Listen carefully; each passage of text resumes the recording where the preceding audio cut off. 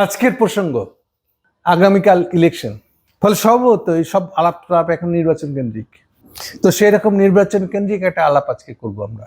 দুইটা প্রধান দল যারা মূল প্রতিদ্বন্দ্বী, ক্ষমতা যাবে বলে মানুষ বিশ্বাস করা শুরু করছে, বা প্রধান জোট দুটা, একটা হলো বিএনপি কেন্দ্রিক আর একটা হলো জামাত কেন্দ্রিক। এই দুটা জোটই তাদের ইশতেহার প্রকাশ করেছে, ইশতেহারের ঘোষণা দিয়েছে। আমি আগে কোনো একটা আলোচনায় বলেছিলাম ইশতেহার খুব গুরুত্বপূর্ণ কিছু না। ইশতেহার জিনিসটাকে এত হালকা বানা ফেলছে, যা মনে হচ্ছে একটা কমিটমেন্ট, বড় বড় কমিটমেন্ট দিলাম, এর ভিতরে সিরিয়াসনেস নাই। এটা সে করবে, এটা কেন করবে, কেন করা দরকার, ওইটা না, মন ভুলানো আর কি। যেটা বলে দর্শকের মন ভুলায় ওর কাছ থেকে ভোটটা নেওয়া যায়, ছলে বলে কৌশলে ওর কাছ থেকে ভোট আদায়ের একটা মিছা কথা, নাম হচ্ছে ইশতেহার। এই জন্য বলছি ইশতেহার শব্দটা নিয়ে কোনো আলোচনা করি নাই আমি কোথাও, কারণ এটাকে বানায় ফেলছে যেভাবে ও পড়ায় ওর ভোটটা নিতে হবে। এটা কোনোদিন ইশতেহার হইতে পারে না। এনিওয়ে, তবুও সেই ইশতেহারগুলো প্রকাশ করা শুরু করছে তারা। আজকে যেটা নিয়ে আলোচনা করব তা হলো বিএনপির ইশতেহারে একটা প্রসঙ্গ আছে, আমাদের বিএনপির পরিচিত বিএনপির, যারা সম্ভাব্য ক্ষমতা যাচ্ছে বলে একটা দল বলে সবাই মনে করে, সেই বিএনপির ইশতেহারের একটা প্রসঙ্গ নিয়ে আজকে আমরা কথা বলবো। এটা হেডলাইন দিয়েছি আমি, এটাকে একটা ফটো কার্ড বানাইছে, এই কথাটাকে ফটো কার্ড বানিয়ে সেটাকে দিয়ে তারা, এর আগে তো ইশতেহারে আছেই, কালকে এটা নিয়ে তাদের যে মিডিয়া সেল বলে যে ইয়েটা আছে, ফেসবুকের যে পেজটা আছে, যেটা নিয়মিত তারা প্রতিদিনই কয়েকটা, বোধহয় সকালে কি হবে হয়তো ডেইলি অ্যাডভার্টাইজমেন্ট দিয়ে যাচ্ছে, তার মধ্যে একটা ফটো কার্ডের মধ্যে লেখা আছে সন্ত্রাসবাদ, জঙ্গিবাদ, উগ্রবাদের বিরুদ্ধে জিরো টলারেন্স নীতি গ্রহণ করা হবে। এটা হচ্ছে তার ইশতেহারের লেখা, বিএনপির ইশতেহারের লেখা আছে। আমি প্রশ্ন করতেছি যে এই কথাটা এখন লেখা আছে কেন, এর কনটেক্সটটা কি, পরিপ্রেক্ষিতটা কি, এটিকে আদৌ দেওয়ার দরকার আছে কি এখন? এটা বিএনপি এত গুরুত্বপূর্ণ ভাবলো কেন, এটা নিয়ে আলোচনা করবো। এটা হলো একদিক থেকে বলা প্রশ্ন, একই বিষয়টা আর একটা প্রশ্ন করে সেদিক থেকেও বলা যায়। যেমন যেটা প্রায় বলি আমি, বিএনপি ইন্ডিয়ার হাত ধরে ক্ষমতায় যেতে চায় কেন, এই প্রশ্নটা করলেও একই উত্তর হতো। আবার বলি কথাটা, বিএনপি কেন মনে করে ইন্ডিয়ার হাত ধরে ক্ষমতায় যেতেই হবে, তাকে কিছু করার নাই ইন্ডিয়ার হাত ধরা ছাড়া। সেম গোজ টু জামাত ইসলাম। এই যে ডাকছে, দৌড় দিয়ে চলে গেল লন্ডনে শুরুর দিকে। আমরা পারমাণিককে মাথায় রেখে সবচেয়ে বড় সমাবেশ করছিল একটা সোহরাওয়ার্দীতে, গোবিন্দ পারমাণিককে দিয়ে বক্তা বানিয়েছে। দুইটা পার্টি ইন্ডিয়াকে তেলানোর জন্য উঠে পড়ে লাগছে। তেলানোটা খুব ইম্পর্টেন্ট, এটা সিম্পলি তেলানো না, এটা আরো অনেক কিছু, এটার মধ্যে পাস্ট, অতীতের কাহিনী লুকানো আছে। এই দুটো পার্টি বিশ্বাস করতো কম অথবা বেশি, কম বেশিটা, আচ্ছা কম বা বেশি হলো এই যে আমাদের ইন্ডিয়ার সাথে একটা খাতির না রেখে, বুকযুগী হলেও একটা খাতির রাখতে হবে, না রাখলে ভাই ক্ষমতা যাওয়া যাবে না, এ আমাদের মুখ বন্ধ করে দিবে। দুটো পার্টি এটা বিশ্বাস করতো। তফাৎ হয়ে গেল যত ইলেকশন দিন ঘনে আসতে থাকলো, ধরেন যদি গত 4 মাস 6 মাসের বেশি হবে না, দেখা গেল বিএনপি যেটা ওই নীতিতে আঁকড়ে থাকতো, জামাত তখন থেকে সরে গেল, ও বুঝে গেল যে এটা না করলে আমাদের জন্য বেশি লাভ হবে।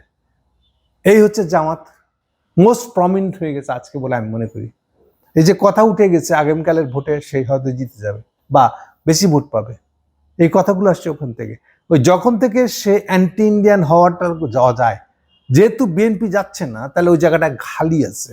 তাহলে অ্যান্টি ইন্ডিয়ান হেজিমনির যে সেন্টিমেন্টটা পাবলিকের মধ্যে, ওই সেন্টিমেন্টের হোল্ডার, ওই সেন্টিমেন্টকে ধারণ করার একটা জায়গা আছে। জামাত এই জায়গায় পাশ কাটিয়ে চলে গেল বিএনপিকে, আর বিএনপি ততই ইন্ডিয়াকে জাপটে ধরা শুরু করলো যে আমি হলাম ইন্ডিয়ার আসল লোক। ইন্ডিয়ার আসল লোক কথাটার মানে কি? এখন আমাদেরকে পিছনে যেতে হবে একটু। এই যে 2001, মূলত 2001 সরকার ছিল বিএনপির 6 সাল পর্যন্ত।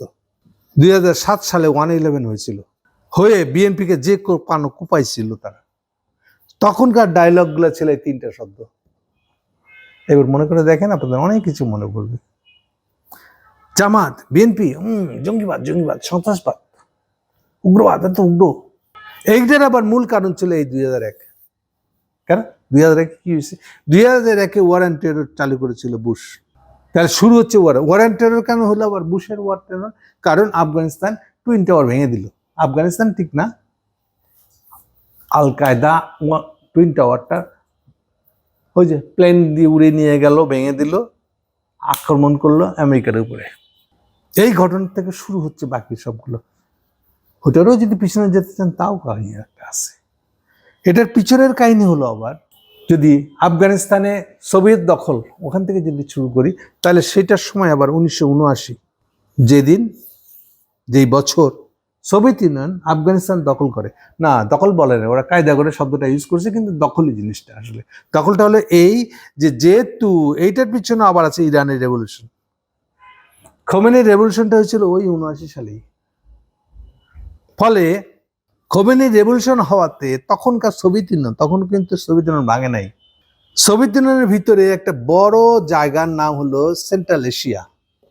জিওগ্রাফিক্যালি ভৌগোলিকভাবে যে এলাকাটা সোভিয়েত ইউনিয়নের অংশ ছিল, অন্তত 5 থেকে 6টা দেশ ছিল সোভিয়েত ইউনিয়নের ভিতরে, 15টা দেশ ছিল, তার ভিতরে 6টাই ছিল সেন্ট্রাল এশিয়ান দেশ। বুঝবেন কি করে? এই যে স্থান, তুর্কমেনিস্তান, তুর্কস্তান, এই স্থানগুলা হলো সব সেন্ট্রাল এশিয়া। এগুলোকে একসঙ্গে, এগুলোকে সেন্ট্রাল এশিয়া একটা জোন বলে। বেশি পুরোনো দিনে যাব না, এইটা ছিল আসলে তেং ডাইনেস্টি বলে একটা চাইনিজ ডাইনেস্টি ছিল, রাজ পরিবার, তাদের দখলে ছিল অরিজিনালি সেন্ট্রাল এশিয়া। এই সেন্ট্রাল এশিয়া তেং ডাইনেস্টির সাথে লড়াই করে, যুদ্ধ করে হলো আমাদের বাগদাদ কেন্দ্রিক প্রথম ইসলামের সেন্টার একটা তৈরি হয়, আব্বাসীয় ডাইনেস্টি। আব্বাসীয় খলিফাও কেউ কেউ বলবে হয়তো। আব্বাসীয় খলিফারও পিছনের দিকটা হলো মুয়াবিয়াই সবার আগে ইসলামের সেন্টার মক্কা মদিনার বাইরে যায়। ইসলামের কেন্দ্র, গ্লোবাল ইসলামিক কেন্দ্র মক্কা মদিনার বাইরে প্রথম গেছিল মুয়াবিয়ারা, নিয়ে গেছিল কোথায়? আমরা এখনকার ভাষায়, ভদ্র ভাষায় বলবো সিরিয়া না, সিরিয়া বলে কোনো দেশ ছিল না, দেশের নাম ছিল দামাস্কাস।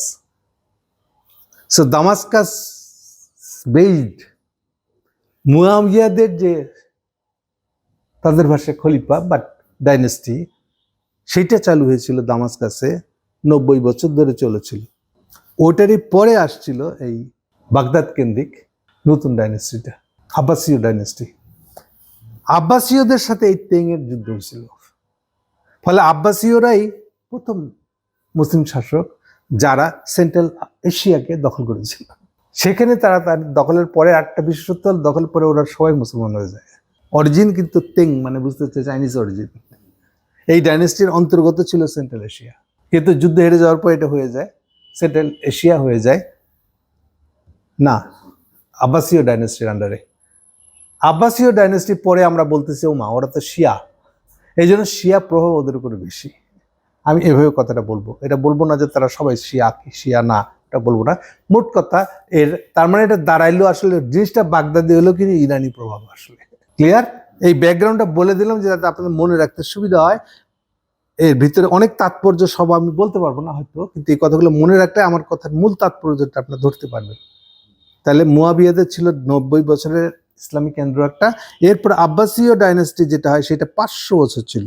মুয়াবিয়াদের পরের সেন্টার হলো এটা হলো 750 থেকেই 1250, এই 500 বছর, একটু এদিক ওদিক 2-1 বছর হতে পারে। তাহলে এই যে রাশানরা যেহেতু তাদের এই 15টা দেশের মধ্যে সেন্ট্রাল এশিয়ান দেশগুলো ছিল, তার ভয় হলো যে এই খাইছে তো ইরানের বিপ্লব, তো এর তলে তলে শিয়া, তাহলে সেন্ট্রাল এশিয়াতে প্রভাব ফেলবে, এ তো আমার দেশগুলোতে বিপ্লব করে ইরানি বিপ্লব বানিয়ে দিয়ে নিয়ে চলে গেল, তখন কি হবে? আমার 4টিখানি দেশ না, 15টা, সোভিয়েত ইউনিয়নের 15টা দেশের মধ্যে 6টা দেশই সেন্ট্রাল এশিয়া।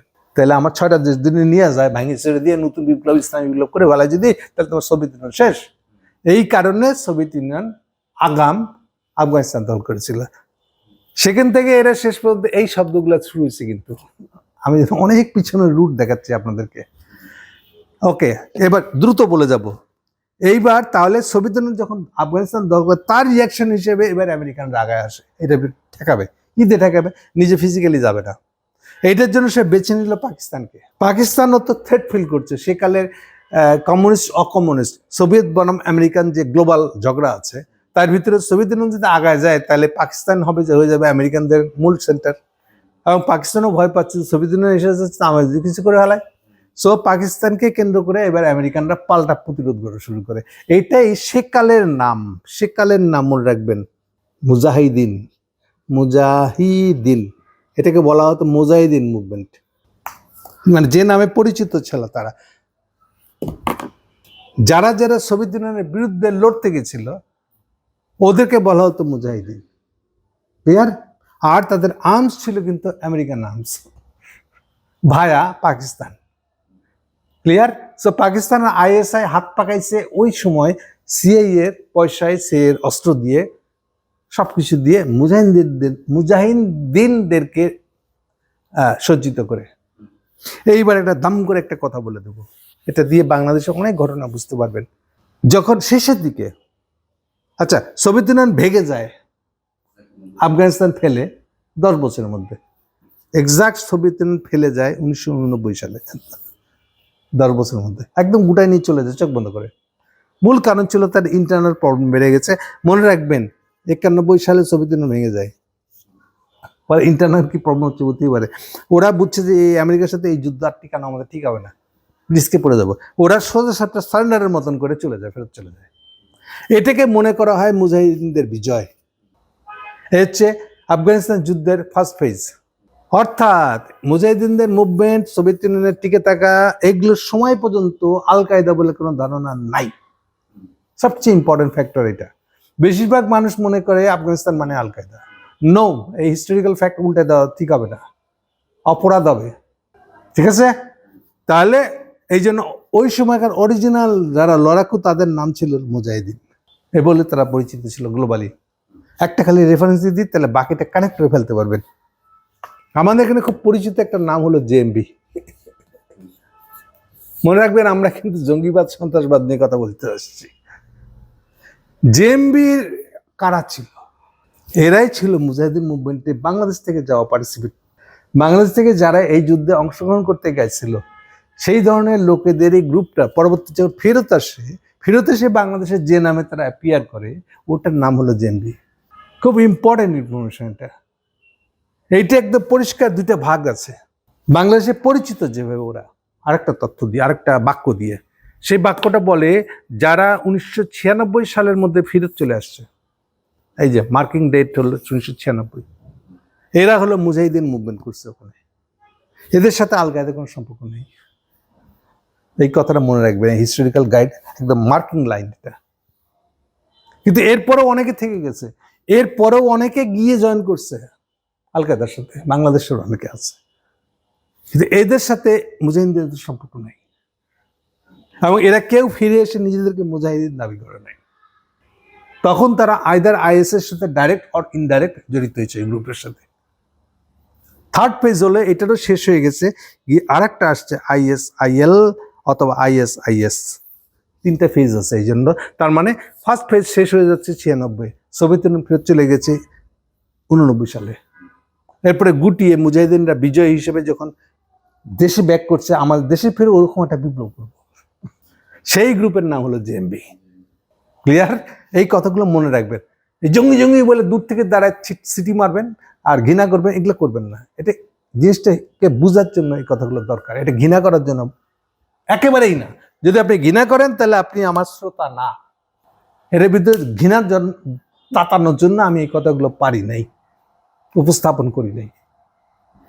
ওকে, জিনিসটাকে বোঝানোর জন্য বলছি। এর ফেজ কতগুলো আছে। তাহলে ফার্স্ট ফেজ হলো 96, সেকেন্ড ফেজ হলো আল কায়দাদের যেটা 9/11 তৈরি করেছিল, টুইন টাওয়ারে হামলা, ওটা হলো মাঝখানে আল কায়দা মুভমেন্ট পার্টটা, ঠিক আছে?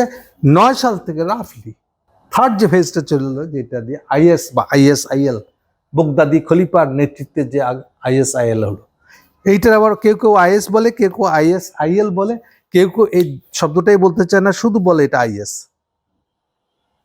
নামকরণ নিয়ে তর্ক নেই আমার কোনো, খালি এতটুকুই বলবো IS এর শুরু কিন্তু এমন একটা দেশ যেটার নাম হলো জর্দান। এটা অনেকেই জানে না। জর্দান কোত্থেকে কোথায় নামলাম? জর্দানের আমাদের এখানে পরিচিতি, বিখ্যাতি, হোয়াটএভার। জর্দানের বিখ্যাতি পরিচিতিটা হলো যারা যারা পুরনো প্যালেস্টাইনে ভেঙে যায়, যখন ভেঙে যায় না, মানে 73-এর যুদ্ধ, লাস্ট যুদ্ধ, আরব ইসরায়েল যুদ্ধ, আরব ইসরায়েল যুদ্ধের পরে যখন এইবার ইসরায়েল জিতে যায়, ইসরায়েল তখন প্রেশার ক্রিয়েট করছে, আমেরিকানরা সাপোর্ট দেয় যে এইবার এই প্যালেস্টাইনি যত ছড়াছিটা আছে এগুলো সব ভাগাই দাও, ডিসেন্ট্রালাইজ করে দাও, নানান দেশে পাঠিয়ে দাও।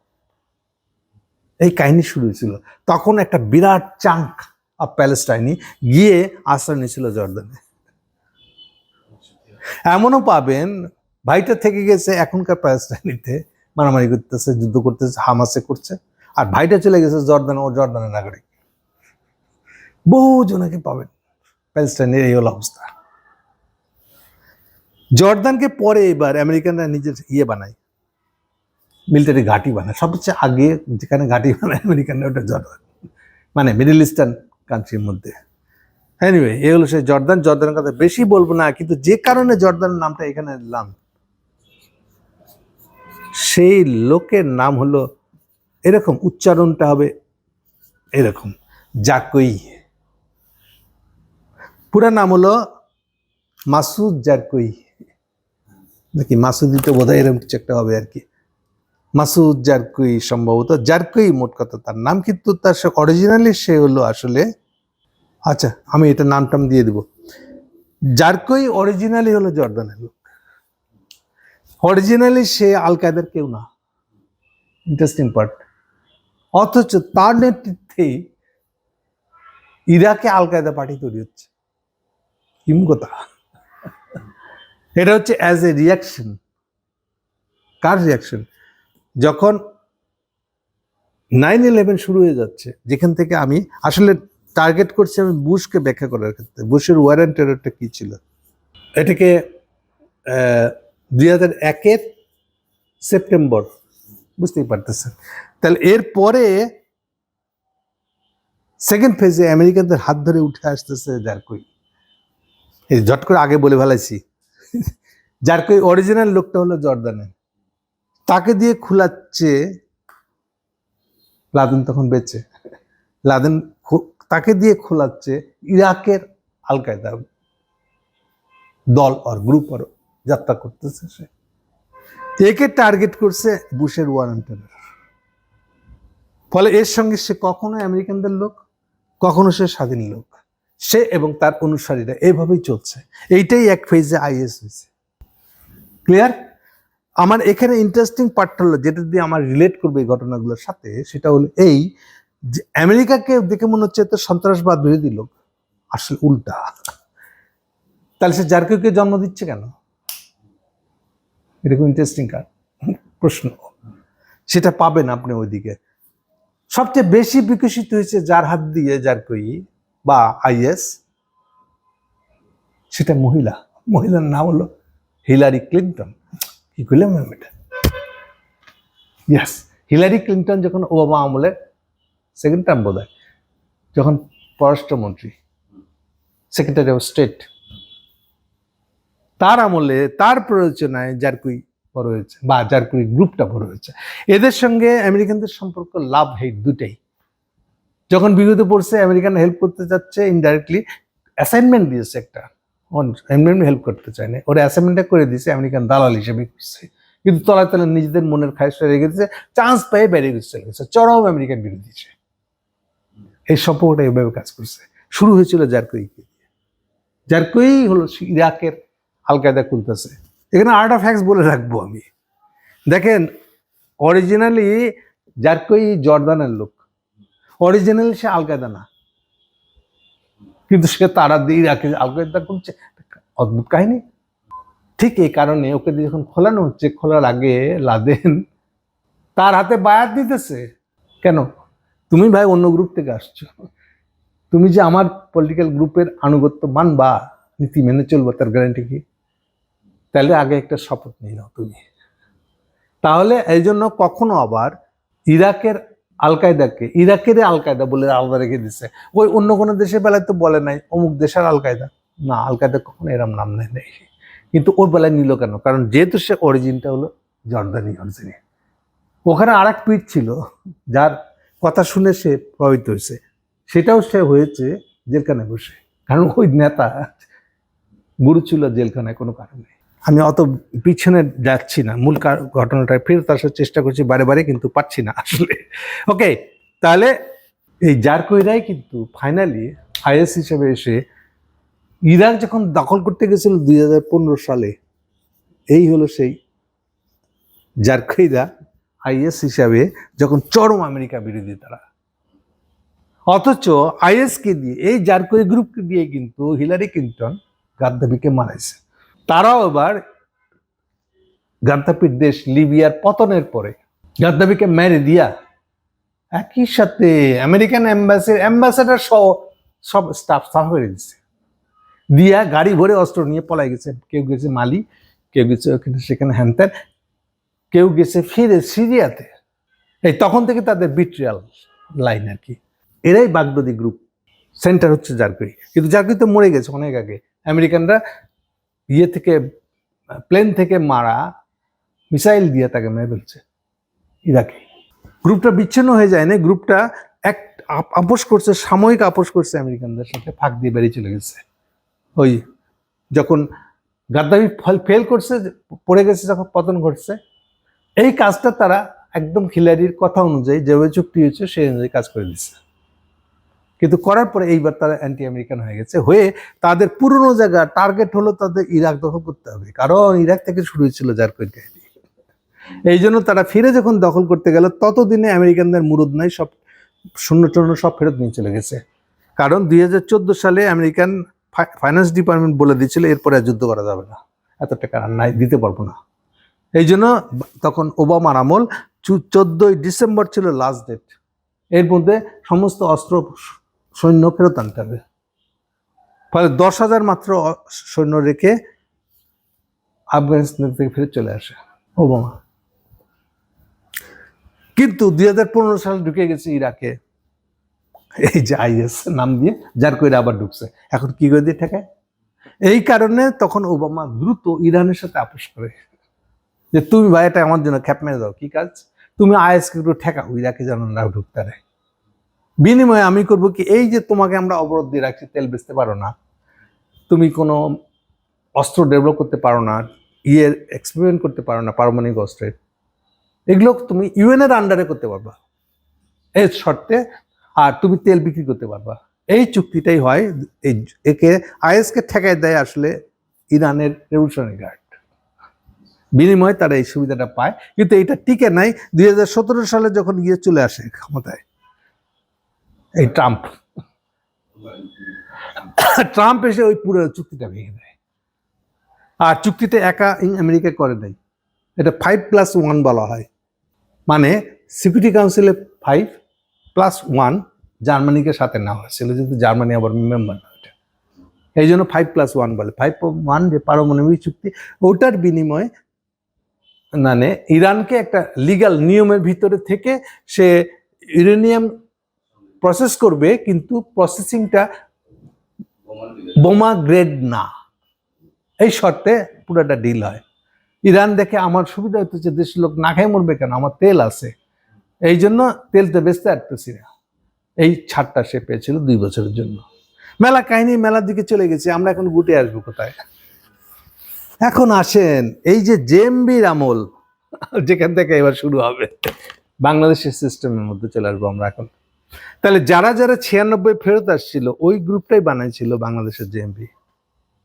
এগুলো একটা ইঙ্গিত, একটা বেস ইনফরমেশন। আর একটা ইনফরমেশন দিলাম, যত আপনার ওই যে গ্রেনেড হামলার সাথে রিলেটেড লোকেরা, ওদেরকে কি বলা হতো? মুফতি রিলেটেড যতগুলো লোক আছে, এরাও কিন্তু জেএমবির মতনই, যারা 96 ইরাক আফগানিস্তান থেকে ফেরত আসা। ক্লিয়ার? কেন মনে রাখতে হবে এটা? এই যদি আলাদা না করতে পারেন, তাহলে এদের সাথে আইএসের আল কায়দার কোনো সম্পর্ক না, এইটা বোঝানোর জন্য এত কথা বলতে হচ্ছে আমাকে। ক্লিয়ার?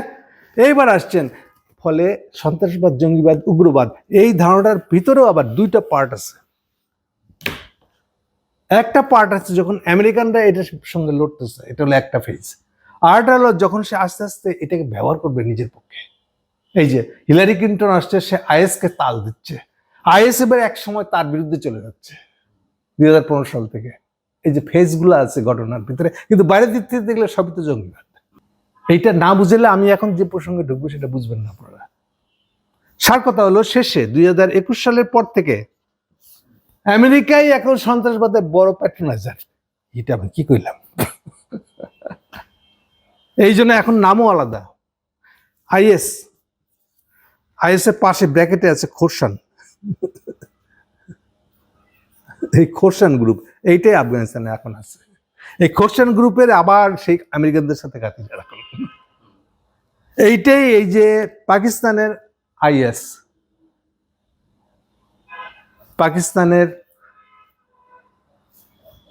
যারা আফগানিস্তানের লোক পাকিস্তানে গিয়ে হামলা করতেছে, এই হামলাটার পিছনে আছে আমেরিকানরা, এই হামলাটার পিছনে আছে ইন্ডিয়ানরা, এই হামলাটার পিছনে আছে মানে যেমন ধরেন যে বেলুচিস্তানের ট্রেন হাইজ্যাক করে ফেলাইছে। আপনি কখনো একটা ট্রেনকে হাইজ্যাক করে, বাস, ইভেন একটা বাস হাইজ্যাক করা হচ্ছে টেকনিক কথা না, হাইজ্যাক বড় যে একটা কার টার করা যায়, কারের প্যাসেঞ্জার সহ সবাই হাইজ্যাক করে নিয়ে গেলাম।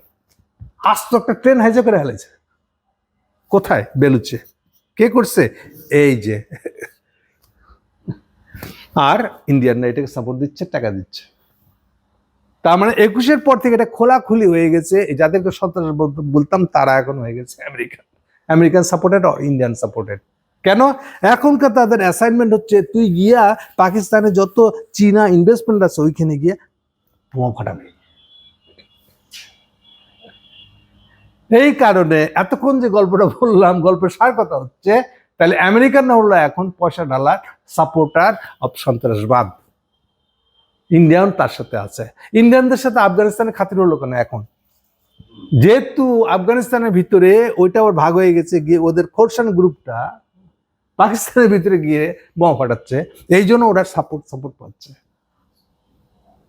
দেখেন যখন পুরো আফগানিস্তানের দখল নিচ্ছিল আমাদের তালেবান ভাইরা, তখন তার বিরুদ্ধে ইন্ডিয়া এমন কিছু নাই যা বলে নাই। তাহলে সেই তালেবানদের সাথে ইন্ডিয়ানদের খাতির হলো, মন্ত্রী গিয়ে সাপোর্ট করতেছে, এটা কেমনি? এই হচ্ছে পিছনের ব্যাকগ্রাউন্ডটা বললাম ওটাকে আমি। এই ভিতরে এত কাহিনীগুলো না জানলে আপনি বুঝাতে পারবো না। ওকে, এখন আসেন বিএনপি যে ফাঁদে পড়ছিল, এবার আসুন একদম ঘরের ভিতরের কাহিনী। বিএনপি যে ফাঁদে পড়েছিল সেটা হলো তারা জেএমপি কে ঘরের ভিতর ডেকে নিয়ে এসছে, অ্যালায়েন্স করছে।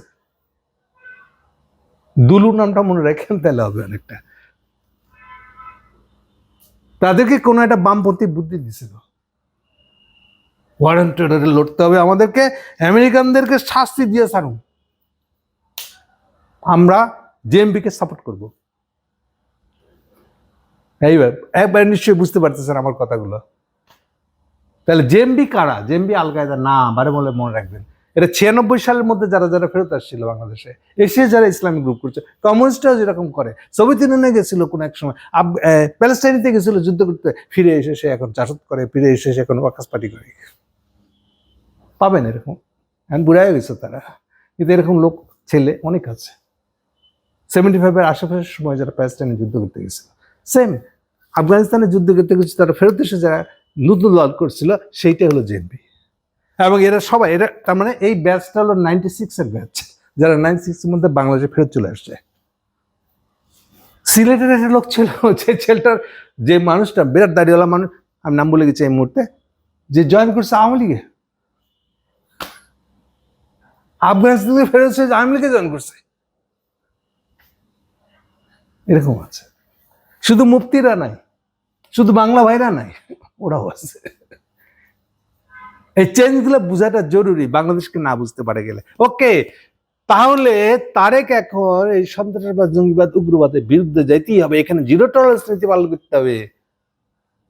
ও যার জন্য যেদিকে তাকায় কথাটা বলতেছে, সেই আমেরিকানরা এখন সন্ত্রাসবাদের সাথে জড়িত, আইএসএস খোরসানের সাথে জড়িত।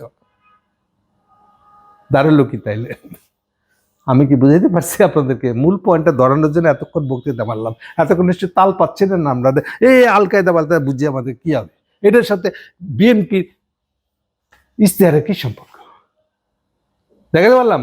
তাহলে বিএনপি ধরে নিয়েছিল, এই ইশতেহারের লেখকরা ধরে নিয়েছিল, যেহেতু ওই যে আমলে 2001 থেকে 2000 পুরো হাসিনার আমল পর্যন্ত আমাদেরকে খালি জঙ্গিবাদীদের লিডার হইলো বিএনপি আর জামাত।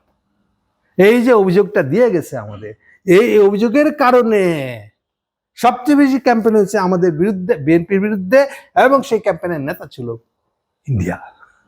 সো আমাদেরকে ক্ষমতায় যেতে গেলে সবার আগে পুরান গায়ের গন্ধ ত্যাগ করতে হবে, পুরান জামা খুলে ফেলতে হবে।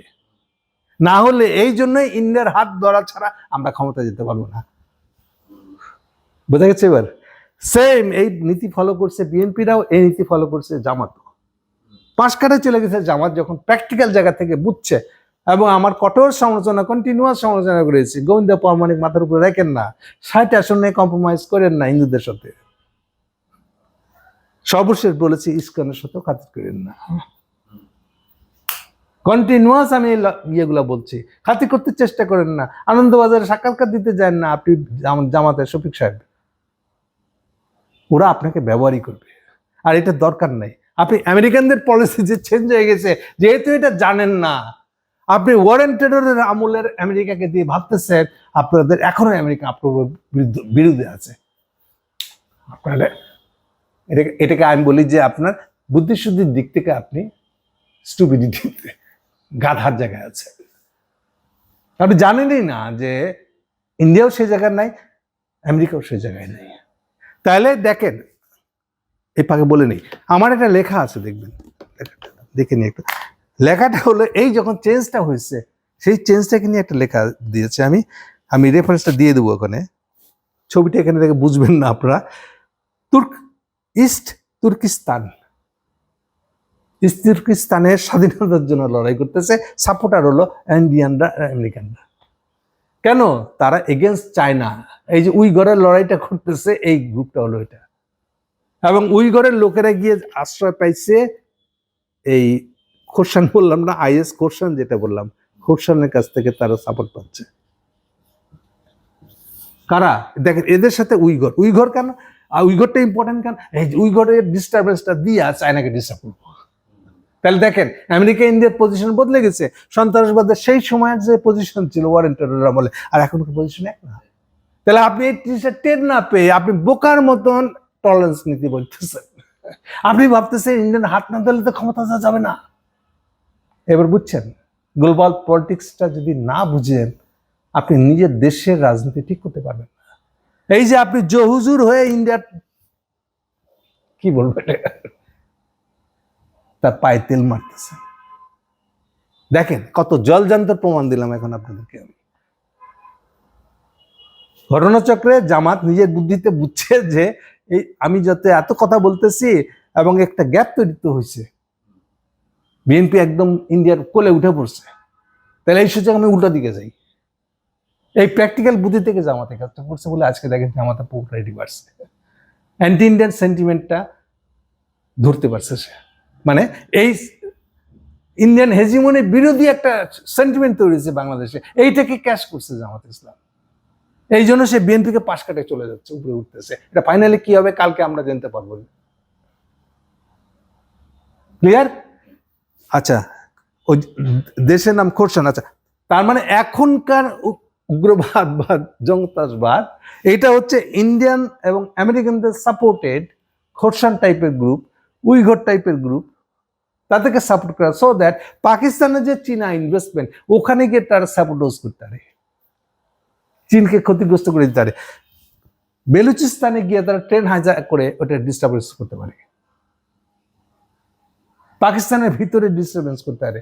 অথচ এর আগে দেখেন পাকিস্তান আর বলেন না, এগুলা হলো যে এই গোষ্ঠী সেই গোষ্ঠী, এরাই তো সন্ত্রাসবাদ ছড়াচ্ছে, এরা হলো এমন এমন গ্রুপের নাম বলতো ওরা, এখন সেসব এখন আর বলে না, বলে যে আচ্ছা আমি একটু পরে মনে পড়বে আর কি, মানে পাকিস্তান অমুক গ্রুপ তমুক গ্রুপ, তারাই তো ইন্ডিয়া থেকে ইয়ে করতেছে, জামাত হলো ওইটার আসল নেতা, এই বলে জামাতের বিরুদ্ধে তারা ইয়ে করতো, ক্যাম্পেইনটা করতো।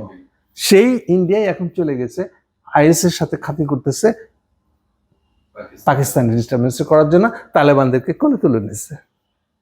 এই চেঞ্জটা আপনি জানেন না, আপনি খবর নেন নাই বলে আপনি ভাবতেছেন জিরো টলারেন্স নীতি বললে ইন্ডিয়ানরা খুশি থাকবে। আমার গায়ে যে পুরানা জেএমবির গন্ধ আছে এটা যেতে। আচ্ছা, এই কথা বলতে গিয়ে আমি থেমে গেছিলাম।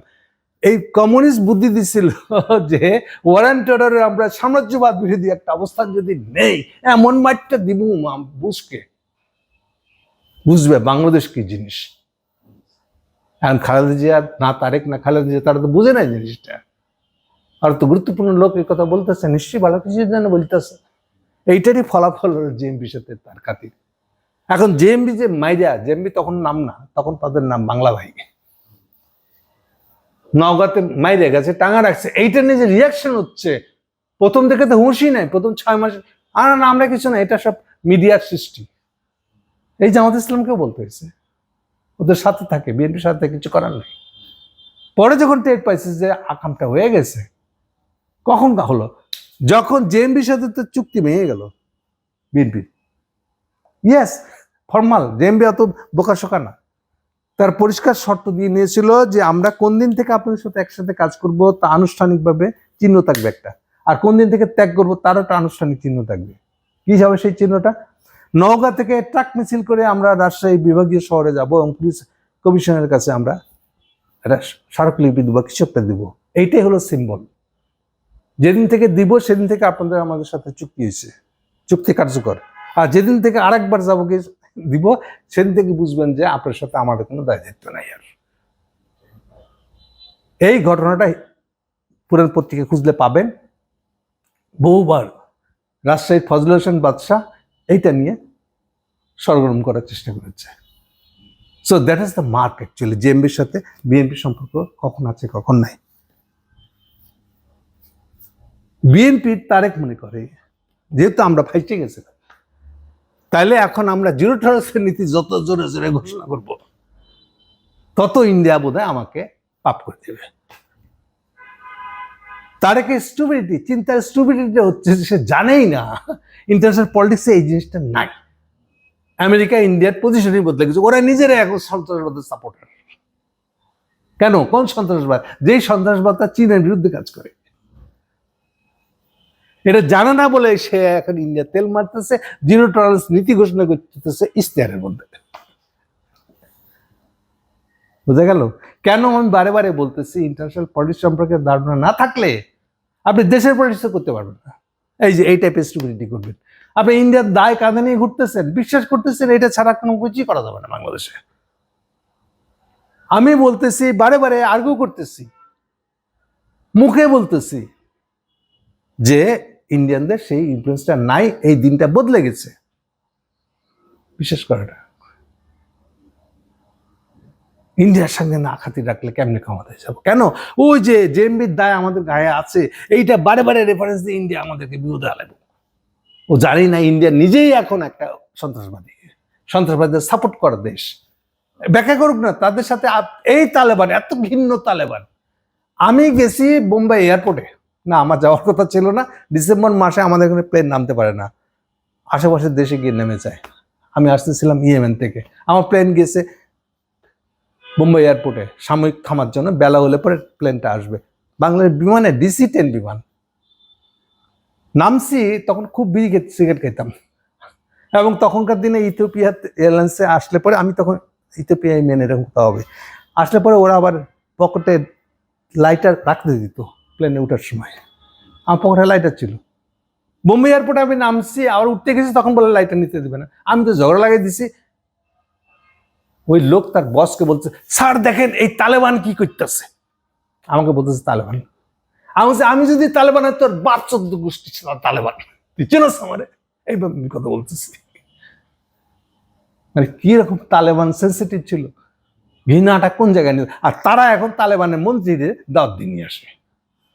এই চেঞ্জটা আপনি নোটিস করতে হবে না?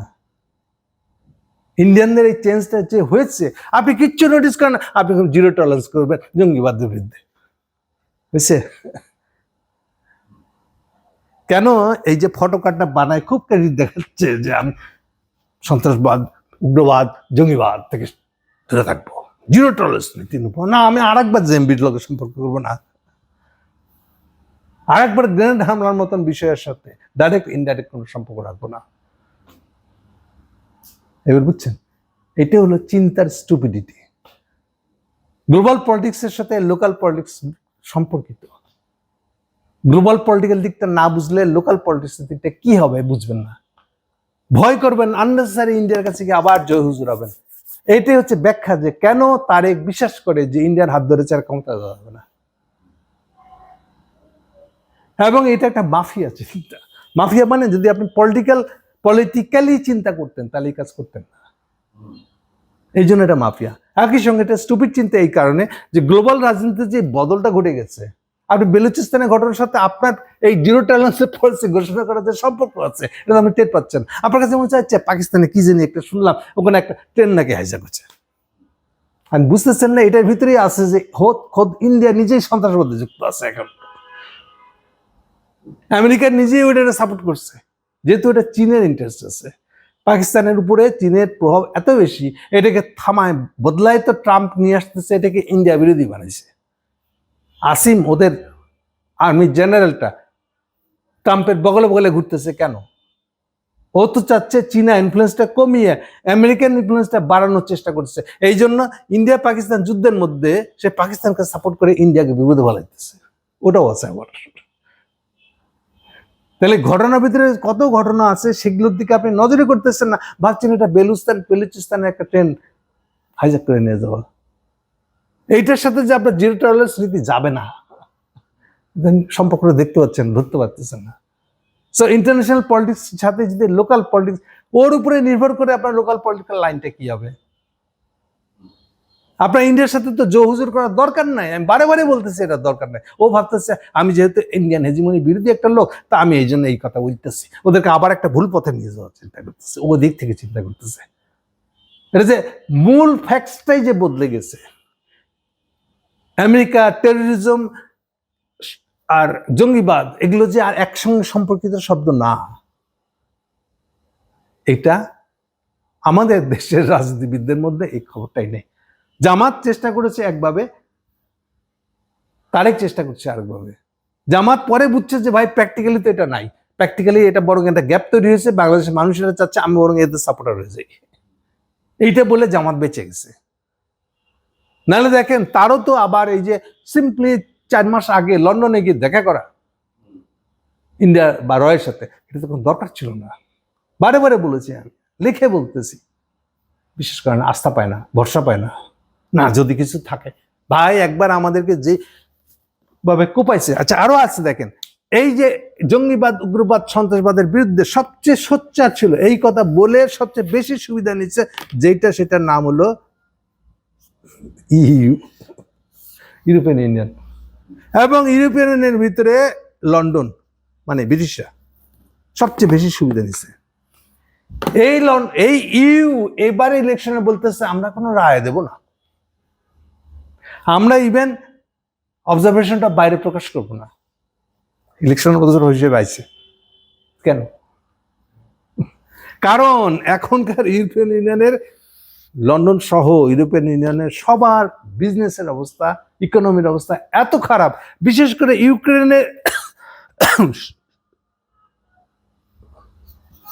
ইউক্রেনের যুদ্ধের সমর্থন করতে গিয়ে ইউক্রেন প্রত্যেকের, ফ্রান্স থেকে শুরু করে বড় রাষ্ট্রগুলা, প্রভাবশালী রাষ্ট্রগুলো, ফ্রান্স, ইংল্যান্ড, জার্মানি, মূলত 3টাকে বলা হয় কুতুব বা ছোটখাটো ফোর্থ কুতুব হচ্ছে ইটালি। এরা সবাই পাবলিকের কাছে গিয়ে বেজ্জতি হয়ে গেছে। ইউক্রেন যুদ্ধে কেন যাচ্ছে তার দেশ, এইটা সেটা হবে, রাশিয়াকে শিক্ষা দেওয়া হবে, আমাদের ন্যাটো বিরাট পাওয়ারফুল হয়ে যাবে, এগুলো বলা হয়েছিল, পাবলিক কাছে গেলে বলতে হয়েছিল। এখন দেখা যাচ্ছে যুদ্ধ তো শেষ হয় না, আর সমানে টাকা পয়সা ঢেলে যাচ্ছে ইউক্রেনের পক্ষে। ইউক্রেনের গভর্নমেন্টটা নিজের কর্মচারী বেতন দিতে পারে না, আর আপনি সেই দেশকে, আমার দেশের ট্যাক্সের টাকা ওখানে দিচ্ছেন, পাবলিক কাছে কিভাবে ব্যাখ্যা করবেন? ব্যাখ্যা করতে পারছেন না। ফলে তার হোল ইকোনমি ডুবে গেছে, ইনক্লুডিং ইংল্যান্ড সবচেয়ে ক্ষতিগ্রস্ত হয়েছে। ফলে ক্ষতিগ্রস্ত হওয়ার কারণে তার এখনকার ফরেন পলিসি হলো রবার্ট কুক নাকি কি কুক, যে সারা কুক, ব্রিটিশ অ্যাম্বাসেডার, যে এদের লক্ষ্য হচ্ছে রয়ের হয়ে কাজ করে কিছু ইন্ডিয়া থেকে ব্যবসা বাগানো। আপনি চিন্তা করতে পারেন কি অবস্থা পড়ছে ওরা। ফলে এবারের ওদের টার্গেট হচ্ছে নতুন যে গভর্নমেন্ট আসবে তার সঙ্গে খাতির করে কিছু ব্যবসা বাগানো। ভাই এই ইলেকশনে জঙ্গিবাদের কথা বললে ভাই আমার লাভ নাই, আমি বুঝে আছি। খোদ ইংল্যান্ড চলে গেছে চায়নার কাছে টাকা নিতে, এইটা নিয়ে ভিতরে তর্ক শুরু হচ্ছে। আগের দিন বলেছেন ওই যে কোটো আলাপ শুরু করছে। কে কার কাছে কেন নত হয়েছে, চায়নার কাছে গিয়ে স্টারমার কেন নত হয়েছে, এই নিয়ে ভিতরে ভিতরে একজন আরেকজনের বিরুদ্ধে খোঁচাখুচি করতেছে। মূল লক্ষ্য হলো কিন্তু ব্যবসা খারাপ হয়ে গেছে, আর ইকোনমিক অবস্থা খুবই খারাপ ইউরোপিয়ান ইউনিয়নের। অথচ আমরা এই ইউরোপিয়ান ইউনিয়নের ভয়ে তারেক মিয়া এই যে জিরো টলারেন্স নীতি ঘোষণা করতেছে। বুঝছেন আপনি? আপনি তলে হাত দিয়ে দেখবেন না এগুলো? আমি কতবার বলেছি এগুলো কথা। বিএনপির দিক থেকে আমি নাম বলতেছি না, যে নেতা সারা কুকের সাথে সম্পর্ক রাখে, আমি নাম ধরে পর্যন্ত বলছি, যে সারা কুক এখন রয়ের হয়ে কাজ করতেছে, তাদের অবস্থা এত খারাপ, ফাইন্যান্সিয়াল অবস্থা। এই ইন্টারনাল ভিতর দিকটা আপনি দেখবেন না? এই জামাতে পর্যন্ত সারা কুকের সাথে দেখা করতেছে। অ্যাকচুয়ালি সারা কুকের সাথে দেখা করে রয়ের মেসেজটা আসতেছে ওর মাধ্যমে। আমি এটাও জামাতি লোকদেরকে বলে লিখে প্রকাশ্যেই বলতেছি, কেউ বিশ্বাস করতে চায় না। ওই যে ভাই আমাদেরকে আবার জঙ্গিবাদের দায় যদি দেয়, আমরা উঠতে পারবো না।